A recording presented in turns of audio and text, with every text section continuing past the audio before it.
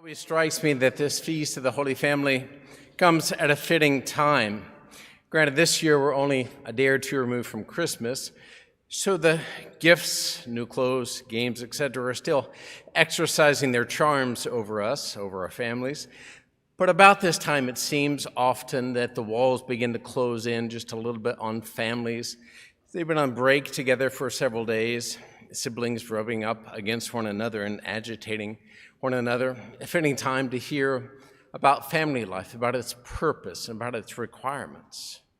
This year, on the Feast of the Holy Family of Jesus, Mary, and Joseph, the liturgy presents to us, in addition to them and their religious way of life, the family of Abraham and Sarah. Abraham is a pivotal figure, for in his trust and obedience to God, the distrust and disobedience of Adam was beginning to be undone. Our reading from Genesis picks up Abraham's story after he had defeated certain enemies and encountered King Sodom, who tried to get him to compromise his oath with God. Abraham, however, remained faithful, but he must have been afraid because God said to him, "Fear not," which is where our reading picked up. Now, the attentive listener may have heard the transformation of Abraham's name from the first line to the last lines, from Abram to Abraham. The same is true of Sarah's name, though she wasn't mentioned at the beginning of our text. She became Sarah from Sarai. Multiple intervening chapters were omitted from our reading, chapters with events integral to Abraham and Sarah's maturation, development, growth.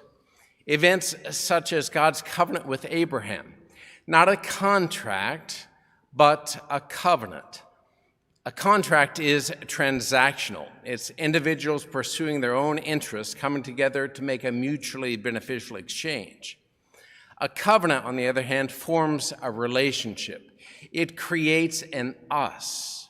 It's transformational, a bond of love in which the dignity and integrity of each person is respected and faithfulness is pledged, like marriage. But a covenant doesn't just happen. It requires efforts, and those involved are often tested. Abraham and Sarai were. They were so old that Sarai doubted they could have kids, and so she told Abraham to have relations with her own maid, who was younger. And he did.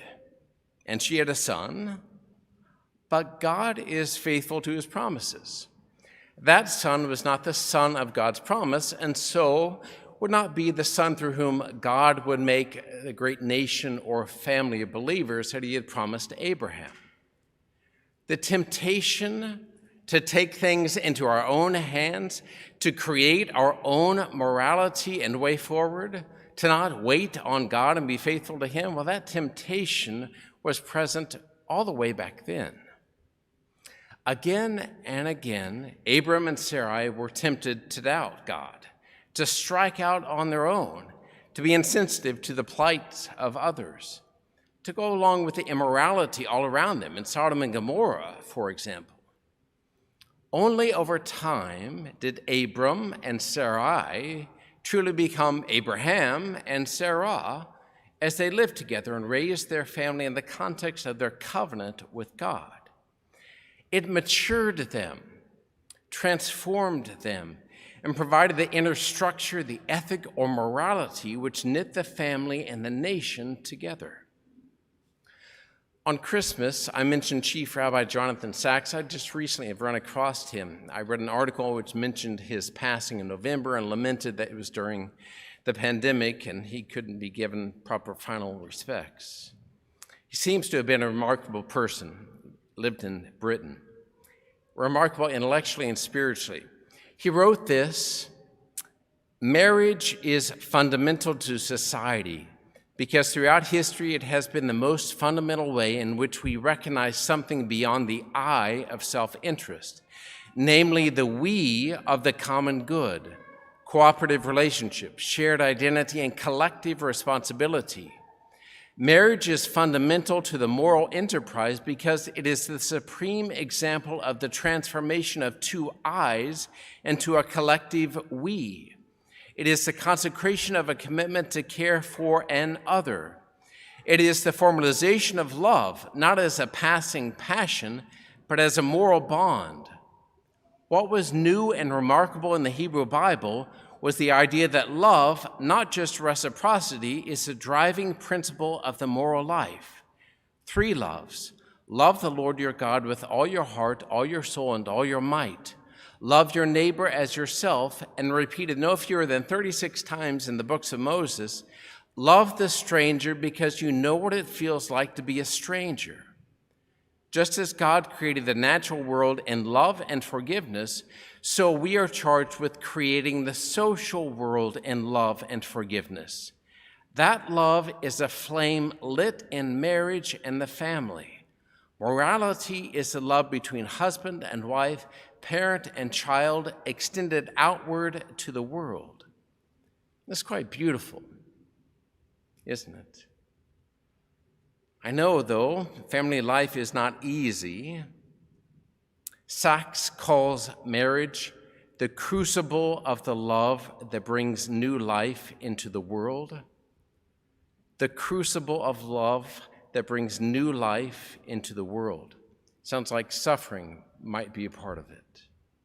You see, you're involved in an endeavor essential to the good of society. Nothing else can take the family's place.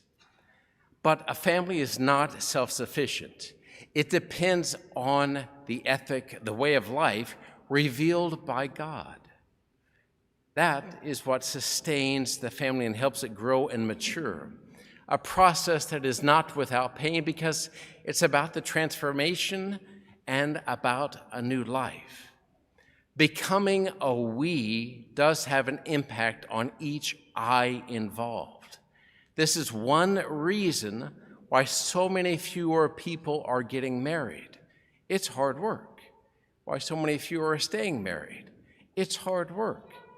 And why so many parents abdicate this hard work to tablets, smartphones, video games, and TV. Don't be one of them. Here's just one biblically based recommendation. Reclaim the Lord's Day, the day on which Jesus was raised from the dead. He who is the promised offspring of Abraham, the one through whom Abraham's descendants will inherit the world, the new heavens and the new earth. Sunday is essential to the new covenant, and obviously so too is what we do here. A covenant is transformational. It has to do with love, sharing life, and being faithful. And it requires effort. Effort to be here? Yes. To stay awake while you're here? Yes. An effort to make the day what it's intended to be, so that it might benefit us and our families. So try to do your shopping on other days, even online shopping. If it's possible, try to do your housework on other days, which might mean involving others in the house to make that happen. Make time, quality time, for your kids and your spouse. Make it a device-free day. Getting beyond the I of self-interest to form a we of the common good doesn't happen electronically. It doesn't happen with each person on their device in their own rooms. It requires actually relating in person with human beings. Limit the shows you watch on Sundays, maybe one football game, but no more than that. Go for a walk, play games, develop hobbies, invite over friends, and visit with loved ones and the lonely. Limit athletic involvement on Sundays, and here I'm thinking especially of kids. Sports are just one of the ways the void of identity is being filled or attempting to be filled. Don't abdicate this responsibility to sports. It's not up to that lofty task. Don't be afraid to say no so that a greater yes may be said. And don't be anxious if you don't always get things right, but be faithful, like Abraham and Sarah, and especially Mary and Joseph, for that seems to be the bedrock principle of God's family, a family which grows and matures over time.